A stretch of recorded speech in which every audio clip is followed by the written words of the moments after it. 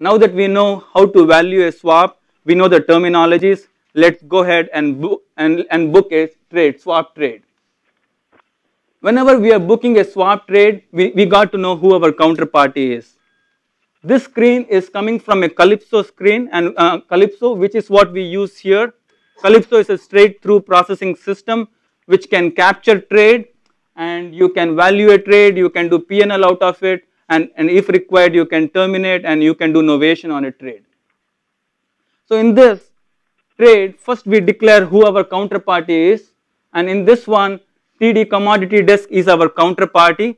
So TD US rates is trading against TD commodity desk, and if you notice, one on the right hand side is all information related to floating side, and one on the left hand side is all information related to the fixed side. So the calculation of the interest accrual, the notional value for both fixed side and the floating side is $10 million. And the swap starts on March 14, 2011, it goes till 13, so it's a 2-year swap, both on the fixed side and the floating side.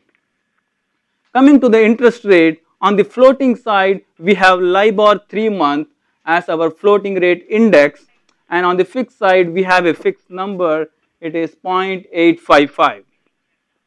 So on every payment day, the fixed side, we would do the interest calculation based on that rate, and the LIBOR we get from London Interbank, and which will be decided by the London LIBOR market at London time 11 AM every day.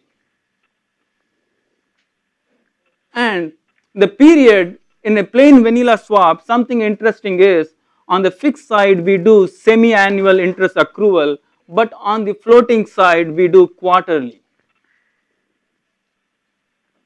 And coming to yield basis or interest accrual, on the fixed side we have 30 by 360, and on the floating side we have actual by 360.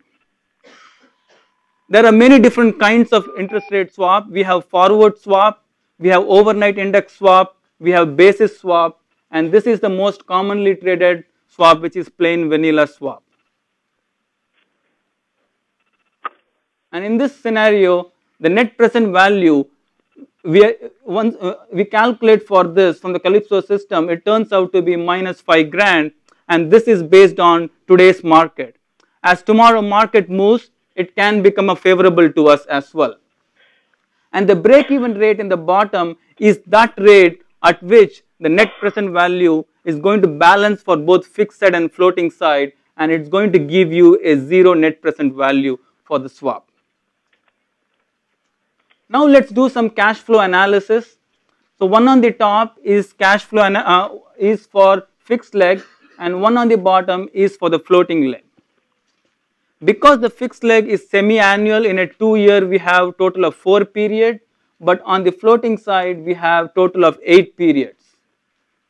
The notional on both the fixed side and floating side is same, 10 million, and on the fixed leg, since we use 30 by 360 convention, we have 180 days for all of them, but on the floating side we are doing actual by 360, so we actually count the number of days and that's recorded there.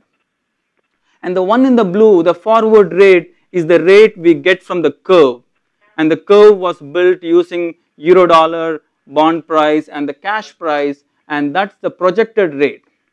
So now within a company, different teams may have different forward curve, and across company different counterparties will also have different forward curve. So this is the curve like our team has produced, and that's the forward projected rate.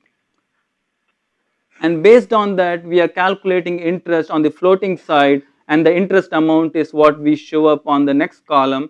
On the fixed side, we have the same interest amount because the day and the principal all are same, so we get the same amount. Based on the curve, we discount the cash, and we have the discount factor here, and then we calculate the present value. So that will give us the total net present value here. This is the same amount we had in the prior screen. With this, let me turn it over to Ed.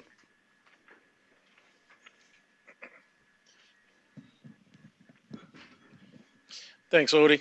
You're welcome. Good job. He's a little bit better than me, so bear with me, please. What I really wanted to go over is why people trade swaps, why our customers trade swaps, and different types of trades. Just very basic to give you an overview. So, why trade a swap? Uh, First reason is that somebody just wants to take a position in the market. It could be, like Odie said, a commodity swap, an interest rate swap.